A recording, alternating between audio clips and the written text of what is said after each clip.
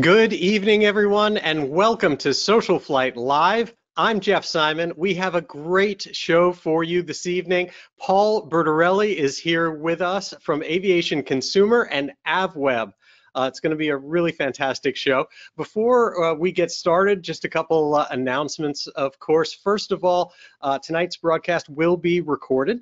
And so if you have any issues, you can always get a look at our YouTube channel. Our YouTube channel, of course, is SocialFlight. One word, SocialFlight.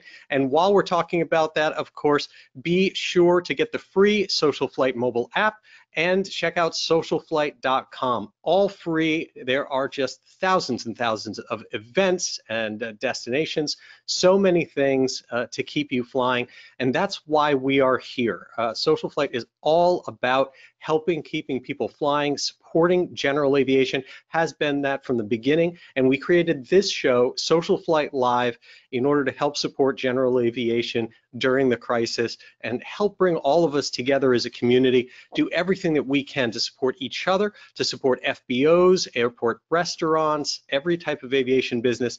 And I am just, as always, encouraging people not just to fly, but if you are considering investing in your aircraft, getting a new headset, anything like that, be sure to do it now at a time where you can help support our industry, which of course is our passion and is also fairly fragile. And so that's very important.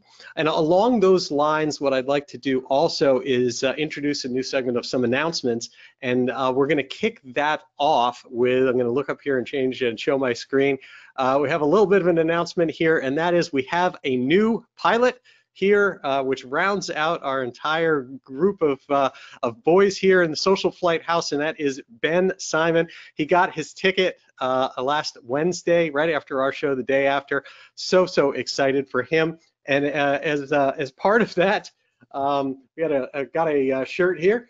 And this is actually a shirt from Wild Blue Gear, Rex at wildbluegear.com. And we just thought this was great. This is our home airport, Minuteman Airfield, 6 Bravo 6, and 2 sons, 3 pilots, 1 left seat.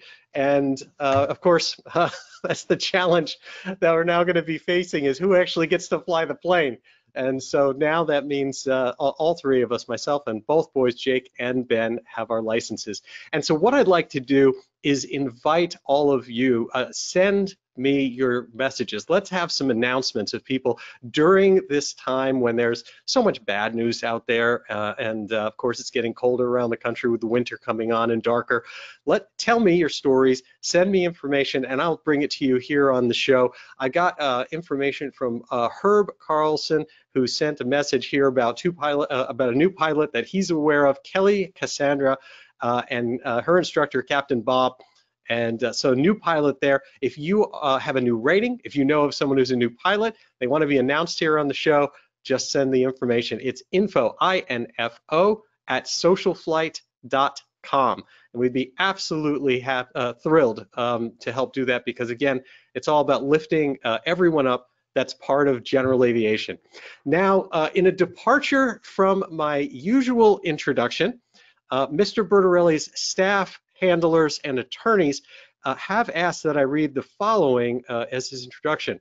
Paul Bertorelli is editor-at-large for the Belvoir Media Group Aviation Division, which means that he was given a nebulous title because they couldn't figure out what else to do with him.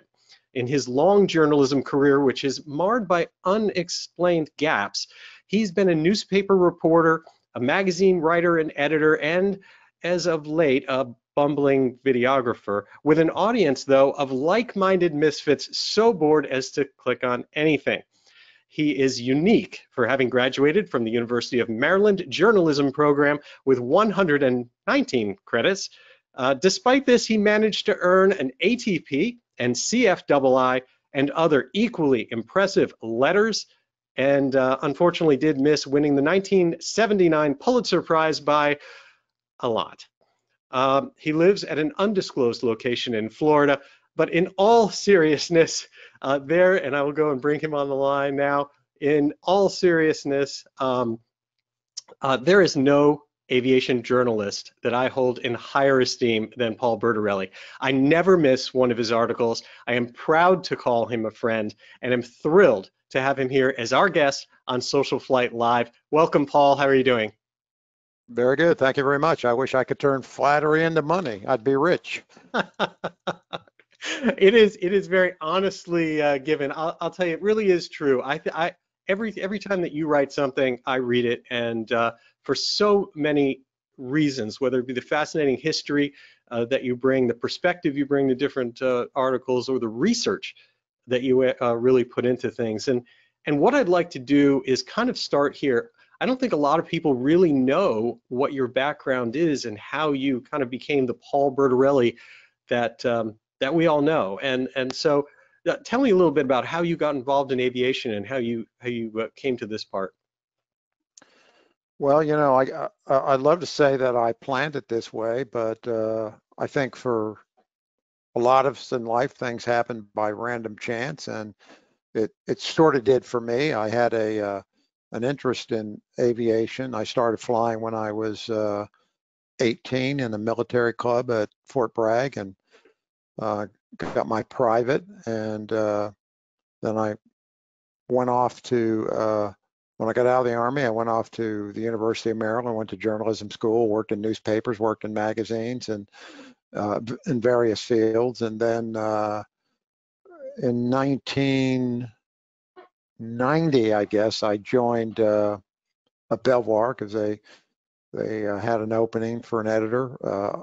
I had the journalism expertise and I had the aviation expertise. And at that point, I was getting back into flying more intensively. I was instructing and I was flying charter, so I was pretty active. And here I am. So what military branch were you in? Army. Excellent. And that was with the flying club. And what were you flying at that time?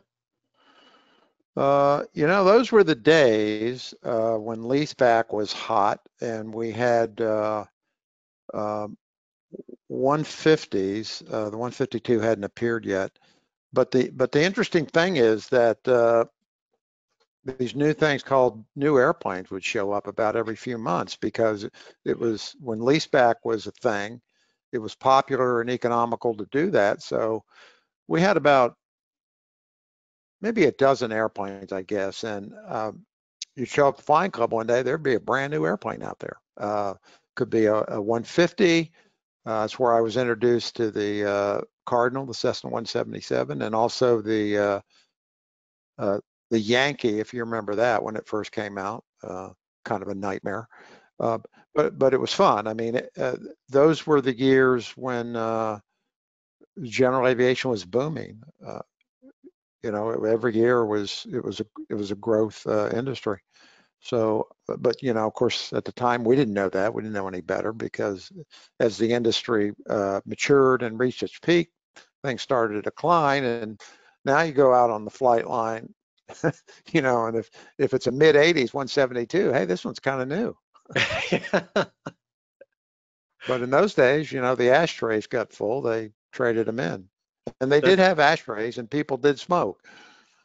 That must have been, I can't even imagine. I mean, you see the closest that we come to it now, right, is you go into the FBO bathroom and you see the old ads up or something like that, justifying the brand new airplane. And for some strange reason, I will say, they all seem to involve fishing. I'm not quite sure what that's all about. Fishing or a lake or some sophisticated travel somewhere. But we had none of that in those days that I recall. We had this ratty old shack. It was on Simmons Army Airfield, and we had this crummy old shack that had probably been there since the 30s. The roof leaked, and we had a few civil instructors, and we had a number of returning Vietnam helicopter pilots and fixed wing pilots who were instructors as well. This is not necessarily a good thing, because their standards of risk were quite different than the rest of us. But it was an eye opener. I certainly enjoyed it. It was a real opportunity because it was cheap. It was I don't know, $7 an hour for the airplane or something. It was really inexpensive. And at what point did you become an instructor during that? Not then. I didn't get into instructing until probably the late 80s. So your Uh, charter, so you said you did some charter stuff before that? yeah. No, it was all about the same time. Mm. Um, when I when I got a little bit more income and could afford to fly more, I got into a club and flew a lot. And I got the CFI and the double I and the MEI and all the rest of it. And at that point, I started to do a little charter and freight flying. So tell me about your journalism background, both before and then as you transitioned into aviation. Was that always your focus? Aviation? Or- Journalism, actually. Well, yeah, I went to journalism school. When I got out of the Army, I decided, yeah, I wanted to go into journalism, and I wanted to do either newspapers or maybe broadcast journalism. Wasn't really sure. And so I went to the University of Maryland, and they had a very good internship program there. So I was able to get a job on a newspaper, an internship first, then a full-time job, and then I did that for 4 years. And uh, I was also skilled in woodworking, so I had a cabinet shop, my own cabinet shop for Oh, wow. 3 or 4 years, and then that transitioned into another journalism job with a company called Taunton Press, who published a magazine called Fine Woodworking, and I was there for about 9 years, I guess, and became editor of that magazine. And then Excellent. after that, at the end of that, I was getting involved in aviation again. So I transitioned back into aviation and then started doing aviation journalism. And that was around 1990. And so what was that first break that got you into aviation journalism?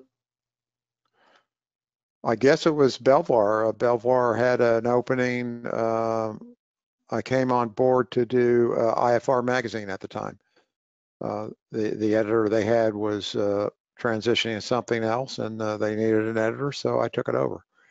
And then after that, it was Aviation Consumer. I did both of them for several years.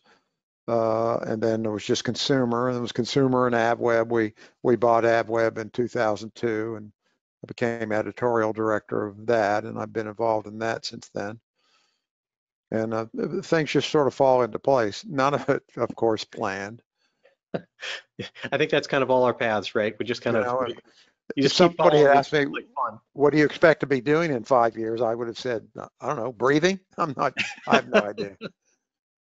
I'm just not quite that ambitious.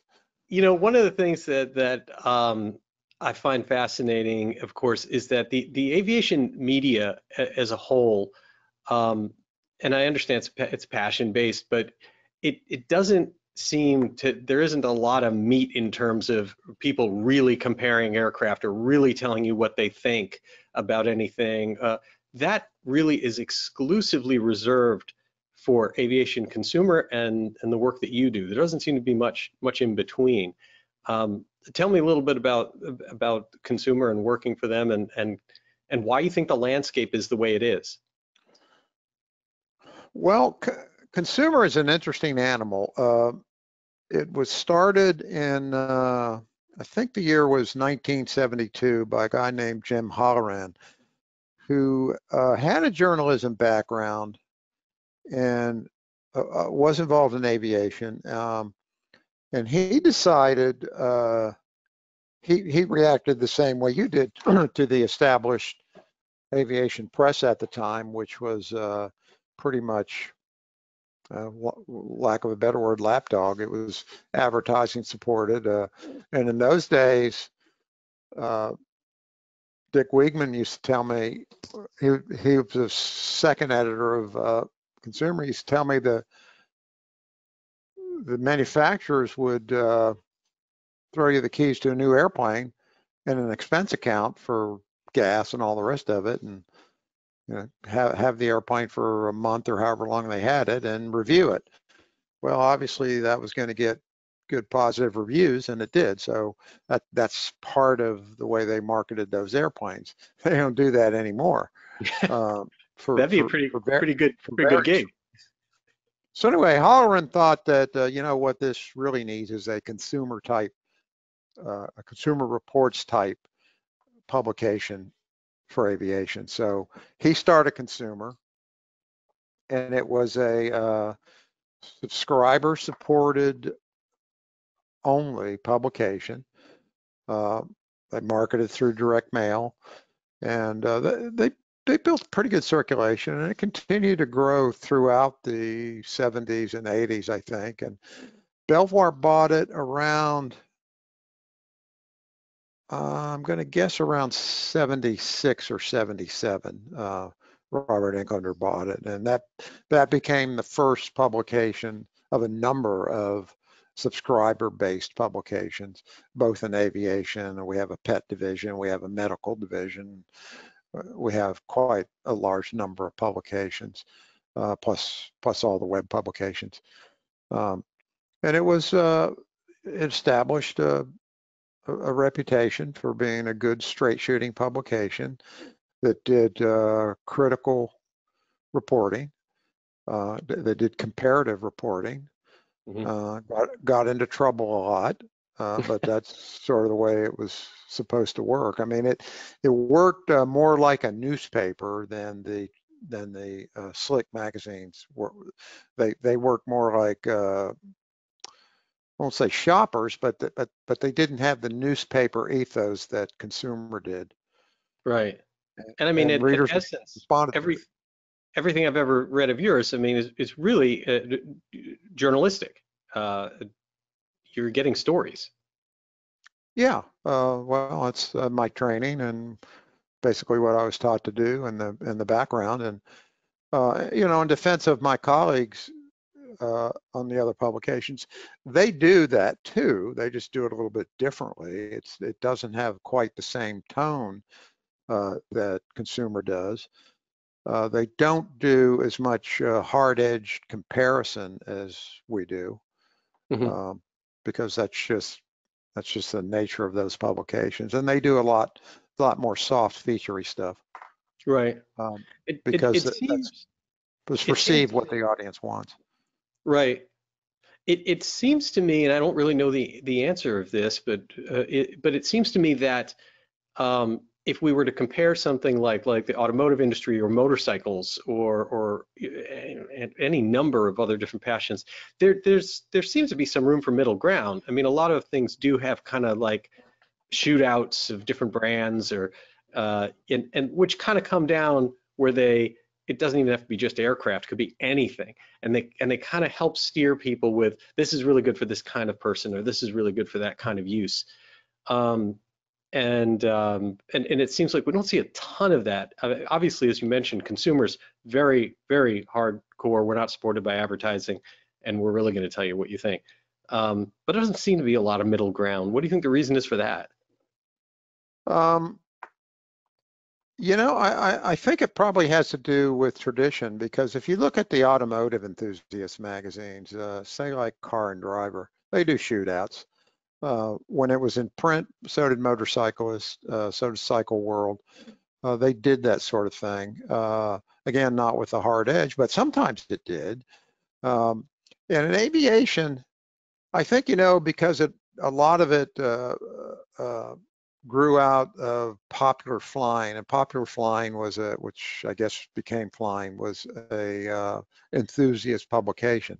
It wasn't started as a journalistic type publication, and also you know, the aviation journalism is just vastly overserved. I mean, there are far more publications for a universe that is at best in stasis, but is in fact probably in decline. And I know it's in decline. If you look at the number of pilots, it's been, when I started, I think when I started with Consumer, it was around 800 and something thousand, and now it's down to 600 and something. And it may have just leveled off recently. I haven't actually looked at the numbers in the past few years. So there may be a little bit of stasis or slight growth there, but yeah, tons of publications chasing very few advertising dollars, and you've got just social media coming out the yin yang. I mean, everywhere you look, there's another YouTube channel on aviation or some kind of site on aviation or something like that. And again, it's related to passion. People are interested in stuff, and you know, the barriers to entry are a lot lower than they used to be. So just all this competition. Yeah, no, that definitely makes sense. I think there's obviously we're all pulling for the industry, right? And so it's not like like people want to go take shots at manufacturers of any aircraft or any product. I think it's just about where are the opportunities? Where's the opportunity for different content? From learning more from I always liked, you know, as we said a couple times about like the shootouts. What's kind of cool about that is even if you're not doing any hard-hitting critical stuff, it's always kind of fun to see what the products really do in the hands of a regular person or a regular pilot. Yeah. And whether it's like I said, even if you're not really picking it apart and trying to tell someone buy this specific one, it's kind of fun to say, well, the average pilot was actually able to land the Cherokee versus the 172 in this distance, or things like that. That could even just be fun to see. Yeah, it is fun, and you know, the good thing about Consumer and Belvoir in general was they supported that kind of edginess, and there were no sacred cows. I would never get a call from the front office to say, hey, you know, lay off on this or don't cover this, or and for me, I mean, I will tend to get out towards the edge anyway, so I don't need much encouragement. But you know, they provided it, and that's what's made it such a great place to work, is that you know, creatively you could do just whatever you wanted or whatever needed to be done, and enough resources were there, just enough. I mean, we're small company, small publications. We don't have a ton of resources, but enough to get it done. And Right. you Well, I know, mean, like a that's few always been years the ago, hallmark. go ahead. I'm sorry. I was just gonna say, it's always been the hallmark of your writing on those things as well. And some of the key ones that come to mind that you've tackled have been, for example, the Cirrus shoot, and most recently the ELTs. Mm-hmm. But you put a lot of research into these. Tell me a little bit about how you develop one of those stories, where they come from, and how do you go about that? What's your process to getting that data? Because it seems like you find this hard data yourself, you build your case yourself, and that's one of the things that's so fascinating about your articles. Well, you know, it's just basic online or interview research for the Cirrus, for the parachute stuff. I have done it twice now, and I was, you know, I wanted to know. I basically set out with a theme, and the theme was I wanted to find the data to prove or disprove the notion that the parachute added to the overall safety of the aircraft, that it impacted the accident rate. Mm. And you know, if you dug at the data, you sure enough, it did. I mean, you could draw the curves, and you know what? They crossed here, and that's where they started doing more training and learning how to train to use the parachute. But you know, it took Cirrus most of a decade to figure that out. I mean, it took a long time because Cirrus had a pretty mediocre safety record when it first started, but you had to really dig at the numbers to get at it. Mm-hmm. You know, and they were a little resistant to providing the data that I wanted. I basically wanted the hours flown data, and they gave me some of it so I could calculate rates. And then, you know, I did a video with that, and you know, it's, I don't know, a 15 or 18-minute video, that takes just forever because there's a lot of graphics, there's a lot of editing, and it's just really involved. So a project like that, I'm sure, was 3 weeks worth of work. And that's, you know, we can't do a lot of that because that's a lot of resource expenditure. But every once in a while, I can carve time to find a way to do it. I'm working on one now on engine failures. Actually, I've already done the article, and I'm working on the video now. Tell me a little bit about the ELT one, because in the case of the chute, the basic data in your answer seemed to come back about that it has some very, very significant value. The ELT one, you were really kind of challenging the establishment a little bit and pushing in the other direction. Well, yeah, you know, because and I suffered from this too. You make this assumption that, gee, it's great to have an ELT. If I crash, someone will come find me. And therefore, it's worth, well, now with the 406s, it's, you know, $1,000 to put one of them in, or more maybe. So you just automatically assume, well, this thing works. But when you go into the accident data and you start pushing it around, say, well, you know, this thing doesn't work that often. From the beginning, when ELTs first appeared in the early 70s, they were terrible. I mean, they didn't fire, or they misfired when they weren't supposed to. They weren't able to find them, and it was a pretty poor record. It got a little better, but not a lot. And then the 406 came along, and they were sold as the Great White Hope. And yeah, they were better, but not great. And so, you know, I found that they were only marginally better than the 121.5s. You were spending a lot more money for them. And you know, my axe to grind was that Cub has an old 121.5 ELT, and it's on its last legs. You know, I can still buy batteries for it, but and I have to have one. So I'm going to put $1,000 406 into this thing? I don't think so. I don't think it's worth that kind of investment. And then in the intervening years, come to find out that I called CAP and said, you know, we don't really use ELTs to find airplanes that much anymore. They do cell phone forensics, and they use ADS-B. And so airplane disappears. You know, the CAP guy on a Sunday morning sipping coffee in his underwear can do the ADS-B search and pretty effectively pin down where the airplane disappeared without having to revert to an ELT.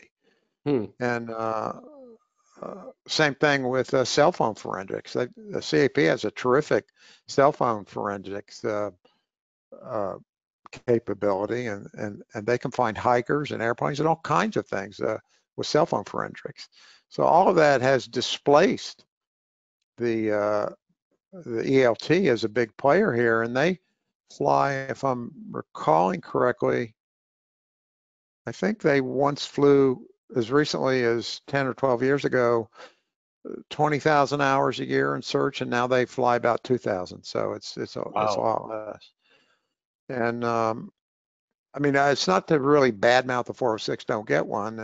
If it works right, you'll be found pretty quickly, usually. But it's susceptible to the same problems they've always been. They get damaged in the crash, or the antenna breaks off, or it just doesn't go off. Right. Well, so I wanted to find the data on that and find out what the numbers actually were, and it was kind of surprising. Yeah, I found it to be really a fascinating article. And you know, when I look at there have been so many different trends that you've covered and that others have covered in the industry that had some controversy to them also, or developments. And as you mentioned, you've had the support to be able to do some of that. I mean, one of those that comes to mind, of course, is if we go back in time to the whole VLJ revolution, when people thought and were saying, hey, these new small jets, these are going to darken the skies. I forget whose quote that was. Um, Yeah, and Bert Rutan told me, I interviewed him, and it would have been about 1999 or 2000, somewhere in there, about VLJs. You know, they were starting to break ground, and I asked him what he thought the yearly production of these things was going to be, and he said about 20,000. And I said, we're going to have a parking problem here. and the reason he thought that is kind of the same reason that other people thought it, because these new technologies were coming online. Inexpensive computer numerical control was coming online. You could make parts a lot cheaper, and they made a number of mistakes. One of which was they vastly underestimated how much it would cost to produce them. And they vastly overestimated, the size of the market based on the lower prices, and didn't accept that the real price, which was always $2 million, would produce a traditional market. And that's, of course, what happened with Eclipse, because they thought they were going to. Do you remember the original come-on price of that airplane? I do. $827,000, which is the price of a Malibu. They're gonna darken the skies. You can't get a Bonanza for that, I don't think, right now. Yeah. And they had it all figured out how their production was going to be, just vastly more efficient.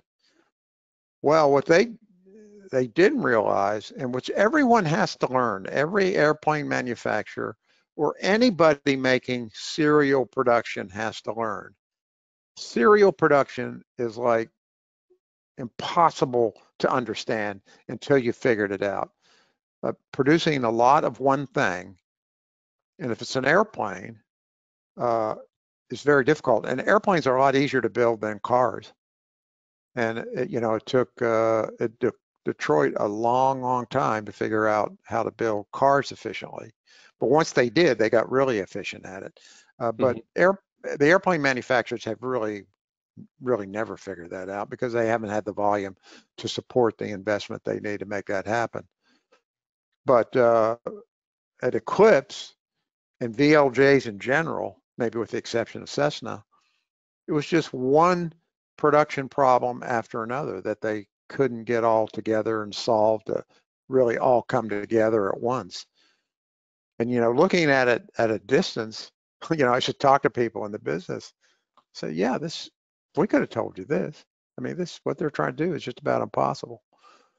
Wasn't it early on in that I think I'm trying to remember who it was. I think it was at Flying that came out and said not going to happen, and got all sorts. Yeah, it was Mac McClellan. Yeah, that's right, Mac. He said, I want to believe this, but I'm pretty skeptical of it. That didn't go over well. No, it didn't. But it was a good analysis. It was very good. It was accurate. Turned out to be right. He turned out to be right.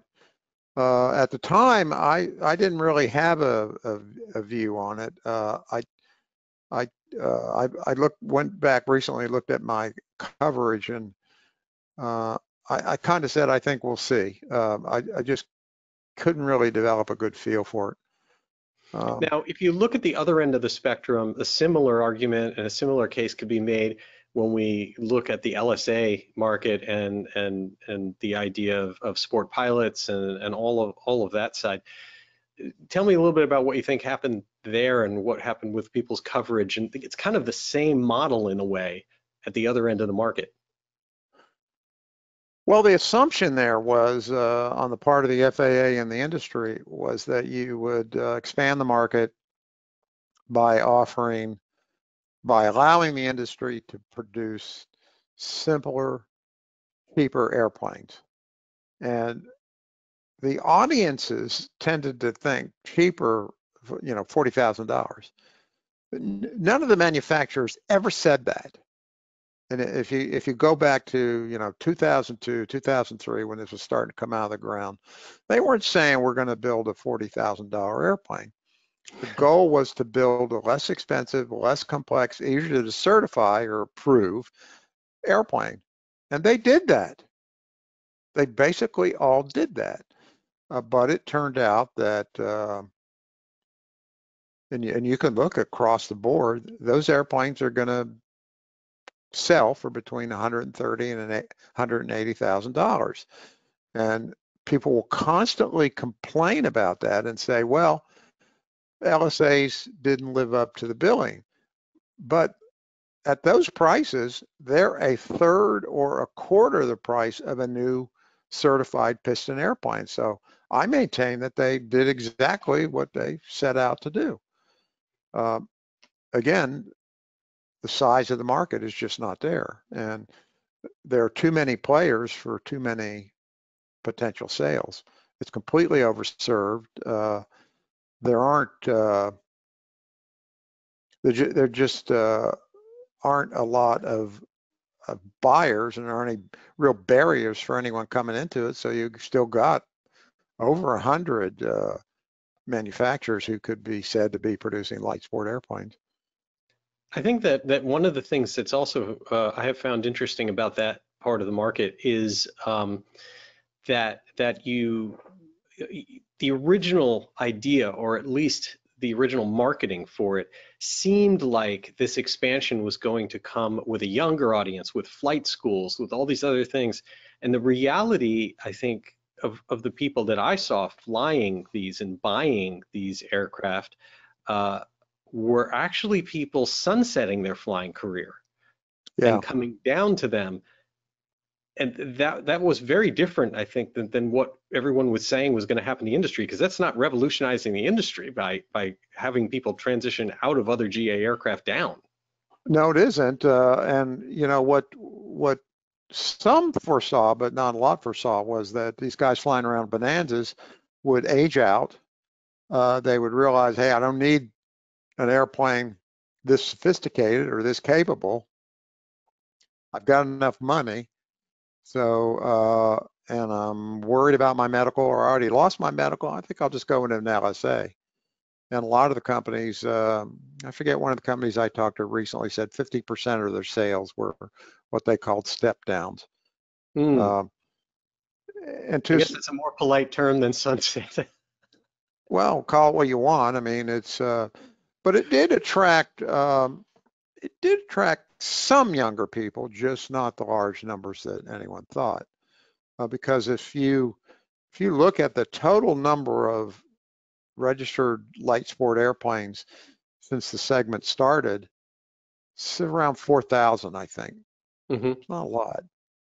It's not a lot. And it looks to be, I think, maybe around 300 a year or something like that in the US. Another thing that seems to be a factor in that, it seems to be the basic med, and that even that trend of step down was a little bit undermined by basic med helping keep people in the planes that they had.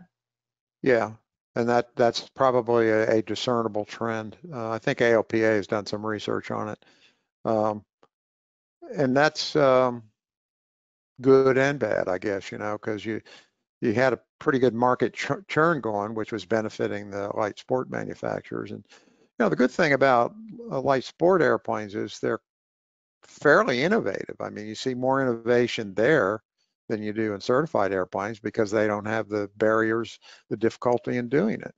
And you get a fairly capable airplane for not that much money. So you can look at a well-equipped, like a Flight Design, or maybe a sport cruiser or something like that, or one of the Cub Crafters airplanes, and you look at the panel, man, that has all the capabilities. If it's got a Garmin G3 in it or something like that, it has all the capabilities of a Cirrus that costs most of $1 million. I mean, it doesn't legally have the instrument capabilities, And that's kind of a gray area, but it could have. It's just Yeah. that, you know, we're just kind of reticent to admit that, hey, this thing can do this. What are your beliefs as to why those never really hit the training market in any substantial way? I mean, we thought, of course, that Cessna would be able to do it with the Skycatcher, and I've heard a variety of different things from places as to why we don't see fleet operations at a large scale, why they're not the savior of the flight school, which you would think they have the potential to be. Couple things. The first is price. So if I've got a flight school and I want to have, say I want to have 3 airplanes out there, I can find probably a serviceable 152 for $60,000. I could maybe less, probably less. I can find a serviceable couple of 172s for under 100 each. Maybe not now, but a few years ago, the prices are getting bidded up now. So, you know, I can get these 3 airplanes out there for, I don't know, $200,000. If you go with a light sport, well, you know, you're going to end up spending $150,000 for the light sport. It's newer, it's more expensive to insure. So if you want 3 of them, you're going to spend a lot more. And then Mhm. you have to rent them for more money because you have to get a return on the investment. And the second thing is durability. The flight schools had really bad experiences with the light sports just not being up to the daily rigors of, you know, touch and goes and all the rest of the things that students have to do, and they just broke a lot. And I don't because think they they were made to were be beat up. no, I think the designers imagined that they would be okay for training, but they didn't understand what training was.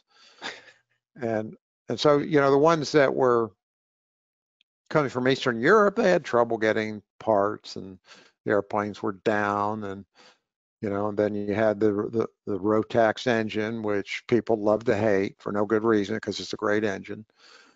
So this is a lot of things, you know, that came together, and you're seeing more of it now. You're seeing more acceptance of light sport, but as long as those 150s and 152s and 172s are out there, and they seem to be, it's going to be a tough thing to do. You know, during the pandemic, I've been watching FlightAware Hmm. and see what's flying. And so I get up in the morning. It's very common that the #1 airplane flying type is a 172 Yep. by a lot, more than the Airbuses, more than the 737s, more than anything else, often by a lot. One morning I got up and there were, I don't know, 700 of them flying. And the nearest closest airplane was the Airbus, I think 320 with like 555 or something. Hmm. Now this is new because of the pandemic, because airline flying is down, but it's kind of interesting. Yeah, that's definitely interesting. Yeah, the other thing that was a trend that came and seems to have gone away was the idea of refurbishing or as new aircraft. We seen some of that come, Panther Dakotas or turnkeys and things like that, where people were essentially trying to make new, and it almost makes you wonder what would have happened if Cessna started producing 152s again or something like that. Like, would that have had any impact? I guess you have to ask what it would cost. And I did ask Jack Pelton that once. I said, you know, that we're selling all these used 152s. What would a 152 cost now? I seen her calls around 300,000. It Oh was a my lot. God. Yeah, it was a lot. 300,000 to produce a 152 these days if you were to put it back into production? Yeah, well, look at some of the light sports. Some of the light sports approach that. Um, look at the, let's see, what was the Icon. The Icon is right. The Icon costs as much as a 172 now. It's about Yeah. a $380,000 airplane. And the Icon was, That was 110 at one point. yeah, was under. It was 80, 89 or something. And that was designed for production. It was designed to be efficient. But for various reasons related to difficulty of serial production and lack of volume, the price of it is 4 times what it started out to be. Mm. So I So don't think you could, the business case for the 152 would be tough. now we have seen some pretty remarkable technology recently on the market. ADS-B obviously had a major impact, but now we've gone to the next level when you start seeing, the Garmin version of Auto Land in in a variety of different aircraft. It seems like there's some revolutionary things starting to happen that could affect the future of GA a little bit. What are your thoughts on that? I don't know. What do you see? Because I don't see that that revolutionary shapeshifter out there. So you don't Because think that like Autoland or anything will have any major impacts down the road to it's marginal. Because if you look at this funny thing about Autoland, I was talking to Nick Chabert at Daer about this. I said, "Is this a sales lever for you?" And he says, "Yeah, it's huge, but not like huge. We're going to sell 50 more airplanes. It's huge, like it'll be easier to sell the ones we already sell plus a few more." right, Um, right. because what does it do? It's a between the ears thing. It's Mhm. it makes the spouse comfortable and maybe the pilot who's not sure about his own capabilities comfortable. But beyond that, it's not a direct safety enhancer necessarily. I mean, it's not. Mhm. My thought on AutoAM was, what you really need to do is figure out a way that this can be used routinely. But don't you think that's where it's going? I think it may be, but I don't see that as a big market expander for owner-flown general aviation. Because No, also waiting in the wings is you've got all these autonomous aircraft, right. and we don't know what effect they're going to have. But they're not going to be the autonomous aircraft. They'll be the new GA, but they won't be appealing to guys like you and me. Right, right. But it is interesting if it turns into something that ends up being like, hey, if you want to, it just, does a lot more in Yeah. terms of flying or what it really means as opposed to being the electronic equivalent of a chute. But you're right. You have a really interesting point about it being like a little bit of a bump. And anecdotally, at least, I know we had one individual was a guy was a guest on the show early on, who has an M600 and he traded in his 2-year-old one for the new one, and obviously, I'm guessing wrote a very large check to go with it, specifically and only just to upgrade so that it has the safe land. And my guess is that, or he may have said that is for his family. Yeah, and that's why I think you'll get some marginal incremental sales out of that. But you won't, I could be wrong, but I don't think you'll double the volume because of Autoland. Right. Because I So don't think that's not a barrier to people buying the airplanes. There are other barriers. yeah. Now, going back to the kind of like the media landscape just for a minute, it seems like there's something really interesting going on that I'd love to hear your thoughts on, and that is we have this both established and also key figures in our media that we're used to going to the audience of people who are buying airplanes, are already flying airplanes, et cetera.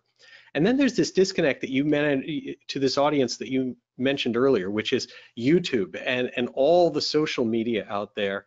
And their numbers are amazing, right? I mean, the numbers of people following them and watching them and all sorts of things. But it would seem that the percentage of those people actually participating in general aviation, becoming pilots or being consumers of the products of the companies who sell in this market, may not be the same audience at all. They aren't. I see this all the time on our YouTube channel.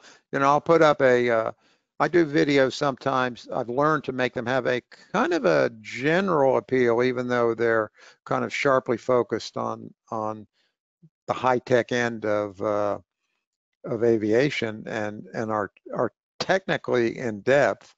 And but I have fun with it. I make jokes, all the rest of it. And I will get a lot of comments that say, I don't know anything about aviation. I don't plan to become a pilot, but I watch this stuff because it's interesting. It's entertaining. Mm-hmm. And there's a lot of that. And so you see these YouTube channels with 250,000 or 300,000, and you see, a couple of million views. It means nothing as far as general aviation is concerned. You look at that and say, wow, man, that's just like an untapped market if we could just figure it out. Well, those people aren't going to buy airplanes. Well, it's not just airplanes, right? It's avionics, engines, parts, everything that goes with it. And the funny thing is, it puts a smile on my face because, we all in this industry, including SocialFlight, of course, are sponsor supported. And sponsors and all of the companies that have marketing departments, obviously, a lot of these people look at these numbers and see huge numbers of YouTubers. I don't want to say that there isn't selling through social media, because there definitely is, and some are quite successful at it. But as a big market expander in terms of bringing people in to become pilots, I don't see it. Some, but not the game changer you would imagine from looking at the numbers. Right. And it probably makes a difference what you're selling, right? I mean, if you're in a market of selling headsets, and a lot of these folks are going to start their training or do something like that, then that's a much lower bar to entry than if you're out there trying to sell a $1 million aircraft. Right. Or or avionics, or you're selling flight bags or stuff like that. Then I think you're getting some penetration from social media. But in the broader respect of just dragging people into the field who wouldn't have otherwise, some, but not commensurate with the audience participation that you see. Right. I see this all the time, and I'm not an evangelist. I don't try to say, you got to learn to fly. And because one of them, I made a comment, it was on the one on LSA crashes. I said, if you're a pilot, and I hope you are, and then I went on with it, and just dozens of comments. Well, I guess I know I'm not wanted around here. And it really showed me how many people were not in aviation at all. They're just watching this stuff. Yeah, yeah. And I do the same thing on YouTube. I click on things. How the hell did I get here? Because YouTube wanted you to. Yeah, exactly. So, as I mentioned at the beginning of the show, Paul, obviously we're here, in this show because of the crisis, because of everything that's happening in general aviation. Against this backdrop, though, when this is hopefully, of course, a transient time, but against this backdrop, we still had all of the predictions of ultimately a crisis of having enough pilots, and everything involved in aviation, mechanics, pilots, etc., even to support regular commercial air travel eventually. Where do you think we stand, and where do you think we're going in the next 10 years? Man, I don't know, Jeff. I was just looking at the TSA numbers today. There was a big push and a big rise over the Thanksgiving holiday of air travel, but it's not even 40% of what it was a year ago. And so, all right, so we're looking ahead to this vaccine, and I think the vaccine is being a bit oversold in its immediacy and how will it affect things. Excuse me. I don't think it'll affect things that fast. And this has been such a wrenching deep-seated impact that I think there are structural changes in the economy and in business, airline and business flying, that won't be evident for quite some time, and it'll take a number of years to figure out that it's not coming back to where it was for quite a while, because people have made transitions. A lot of businesses said, you know what, we really don't need to travel this much. We can save money by not doing it. And, they've got Zoom conferences and all the rest of it. And they've just cut back on that kind of thing. And that's a real profit center for the airlines. And I also think that leisure travel will be impacted by it too. People will say, you know what, we can do other things. We don't have to fly to places. So it could be quite some time in the recovery. The Tampa Airport did a market study, and they thought the recovery would be, I think this is right, would be 2024. They would be back to where they were when this started. I think that's fairly realistic, and in fact may be optimistic. And so even against that backdrop, though, we still have a challenge of attrition in pilots. And so even if that's true, or even if you pushed it out to 2025 or 2026, against that backdrop, are we really staffing to even support that? I don't know. The flight schools are still busy. They're still training. Embry-Riddle is still going at it. Florida Institute of Technology, all these flight schools down here, even the smaller ones, are still going at it pretty hard. So I think they're continuing to fill the pipeline with the idea that it's going to sort out in the short term. I don't think it's going to sort out in the short term. It's going to sort out eventually, but I think it's going to take longer than people imagine. And I think if you and I have a conversation a year from now, I don't think those numbers are, my prediction is they'll be back up to maybe 70 or 75% of where they were in 2019. That's not a market that's may be optimistic. Could be. And that's not a market that's going to demand or be demanding a lot of pilots. Yeah, I think the challenge against it, if I were to speculate, is not necessarily about growth, but in what will happen to attrition. Because so how many pilots who have been furloughed or who've been lost in this will come back, will be aged appropriately to come back, things like that. I mean, one of the things that does concern me when we have a downturn like this, whether it's for this reason or for an economic reason, is, I mean, I've seen it on the inside of the avionics industry and in others. An industry suffers in the long term when you really do lose the talent that doesn't come back. We are in such a specialized industry that the knowledge that really makes us tick in some cases is with a relatively small number of people. And that's hard for companies to recover from, and from even airlines, if all of a sudden there's a lot of people retired, to recover from when they do get some volume, even if it's not back to the basics. Yeah. And I had a fairly good inside glimpse of of Southwest, which is an exceptionally well-run airline.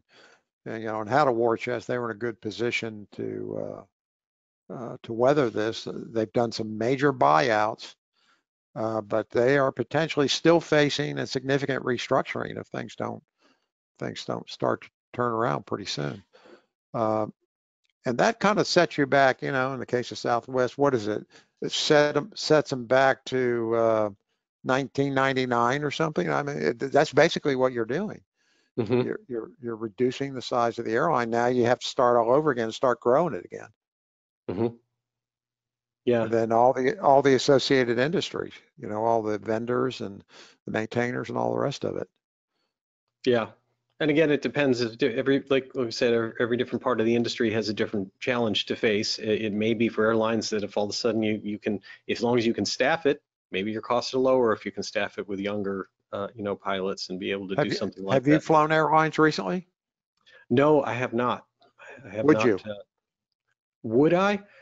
Yeah, I think I would, but it would be for very specific purposes. I would be reluctant to the degree that it'd have to be a trip that I didn't have another option for. Yeah. Because I've been reaching out to the airline unions and the pilot unions and the directly to pilots and saying, what's your sense of this? What's going on? Infections among your own airlines, and it's just scattershot. No one has any useful data. Hmm. Oh well, I heard this or you heard that, but because my theory was that if you really wanted to know the risk of an airliner, you needed to know how many flight attendants were infected. So let me turn the question around as the host onto you. Would you? And what are your thoughts on flying commercial? About the same as yours. A month ago I was saying, yeah, I guess I'm ready now. But now with the recent spike, so the prevalence of this virus is really high. And so if I get on an airplane, it's likely to be full because that's what they're doing. They can't make any money at 40% load factors. Right, so a lot fewer flights. Okay, so if you're going to sit next to somebody, assuming they are wearing a mask, if that person's infected, you have a pretty good chance of getting infected too, because the mask is a mitigation, but it's probably a weak mitigation. So, I'm kind of on the fence about it. That's why I wanted to know about the flight attendants. If the flight attendants had a low rate of infection, then that would tell me that, well, okay, it's not, the risk is not as great as I think. Because flight attendants have to do everything passengers do, right? And they're more exposed for longer for the day, and they have to go through the terminal and all the rest of it. Yeah, very good point. Has anyone released any data that you're aware of on that? Well, I've got queries into two of the unions. Where are you with this? And they're not getting back to me yet. I would imagine everyone's being very, very careful about releasing that type of data right now, even though it would be so helpful to us. Yeah, the UPS union released data, and their infections among pilots are going up quite a bit. I saw that. And that's which makes concerning, no of course, sense because they're not around. They're around boxes. They're not around people. But that's what I was going to say. Something's driving that. That's exactly what I was going to say. How concerning is that when that report of cargo airline prevalence of COVID among their employees and pilots when they don't have passengers? So I made the assumption that, well, it must be much higher among the passenger airlines and the flight attendants. So let me just ask. Well, the answer doesn't come back yet, but it could mean that they don't know, or they don't want to know, or they know and they're not saying. Well, and of course, unfortunately, there is probably a significant catch-22 there for them of safety and reporting and getting information about that versus hurting their own industry. Absolutely. I mean, I don't envy them the decision making they have to do. Yeah. And I can sit here in my little office and just stay away from it all. Yeah. Well, hopefully, Paul, we're this again, we'll start to see some brightness around the horizon. I think that the longer that we've had this new normal that we've been in this kind of environment, the more wonderful even incremental improvement is. Yeah. It doesn't take it. We talk about returning to pre-COVID activities and worlds and numbers and sales and all these kinds of things. But to me, I look at it and just say, God, how wonderful would it be to be at AirVenture next year? It doesn't have to be, everything doesn't have to be back. I just want to see some improvement. Yeah, well, I interviewed Jack Pelton a few months ago about this, and he seemed to agree that it would take a vaccine to do that. And I think that's true too. to ensure a show that's large enough to be economically practical. Right. Going to have a vaccine, I think, and it should be well distributed enough by then to make a difference. Sound and Fun, I'm not so sure, but AirVenture, yeah, I think it'll probably happen. That would be absolutely wonderful. And again, as always, one of the things that I have believed very, very passionately is we are an industry that's built for this. And I say that because if you go back 5 years, you go back 2 years, and you ask people what's going on, it's like, geez, how many people with 4-seat aircraft fly alone? How many people only fly with their spouse or their significant other or maybe their kids? Like, we have the ability to operate, and we're used to operating in an environment that I think is safe for GA. And so I hope more people do it, and I hope we keep getting, every time that you get on there and look at FlightAware and start seeing what's up there, more 172s and more 152s, and we just keep going out there. Okay. And again, thank you so much for everything that you do. I'm looking forward to seeing that article that you mentioned on engine outages. You said it's about sudden stoppages. Yeah, the article's been done. I'm working on the video now. Excellent. It's just fantastic. I encourage everyone, check out Aviation Consumer and AVweb, of course. You really want to get some fantastic reporting and get to see Paul Bertorelli's writing. It's just, again, thank you so much for taking your time this evening and joining us here on SocialFlight Live. It's my pleasure. It's a great opportunity. To everyone else who's out there, again, just like to again encourage you for everything. Check out socialflight.com, and we have some great shows coming up as well. We're here every Tuesday night live at 8 p.m. Eastern. If you do get some messages that you see as far as your invitation that shows different times, we apologize for that. Go to webinar, for some reason shows you GMT and also shows you a date that the show actually began in our series. But at the title, you'll always have every Tuesday, 8 p.m. Eastern time. Our next Tuesday event on December 8th, Mike Bush is here talking about engine oils and engine break-in. On Tuesday, December 15th at 8 p.m., Kevin Lacey from Airplane Repo is going to be here for a fun evening. And on Tuesday, December 22nd, Christmas week at 8 p.m. Eastern, we'll be meeting with the North American Aerospace Defense Command, NORAD, and learning a little bit more about what they do, and of course, the history of their Santa tracker. Until next time, thank you so much, Paul. I do appreciate it, and thank you to everyone who's joined us here on SocialFlight Live. Have a wonderful evening. Blue skies.